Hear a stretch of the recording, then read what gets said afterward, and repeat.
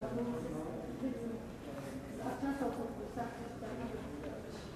seveyim seni. En iyi bak.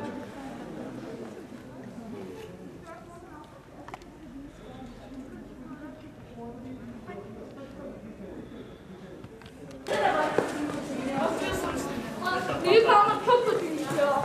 Değişik mi? Değişik. Hayır.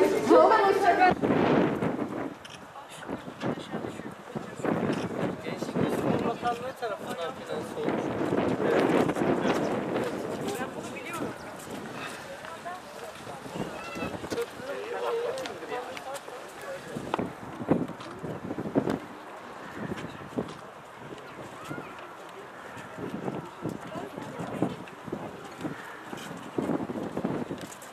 Evet.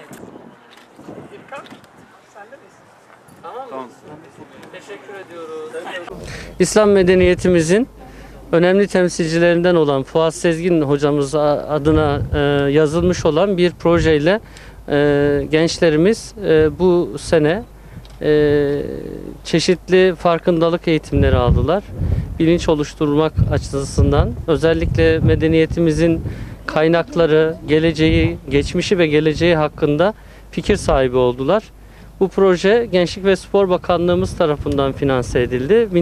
İlçe Milli Eğitim Müdürlüğümüz koordinasyonunda yürütüldü. Sonuçlarına baktığımızda, çıktılarına baktığımızda bu projeyle ilgili olarak gençlerimizin özellikle İslam medeniyeti hakkında fikir sahibi olmaları, bunları özellikle internet platformlarında takip etmeleri ve karşılaştıkları haberleri, bu konuya ilişkin gördükleri meseleleri daha iyi kavramalarını sağlayan bir proje oldu. Pandemi koşullarında özellikle internet ortamında yapılan eğitim çalışmalarıyla yürütülen bu projenin bugün kapanış töreniyle gençlerle bir araya geldik. Farkındalık oluşturmak adına bir yürüyüş gerçekleştirdik. Tarihi Mimar Sinan Köprümüzde bu şekilde projeni sonlandırmış oluyoruz.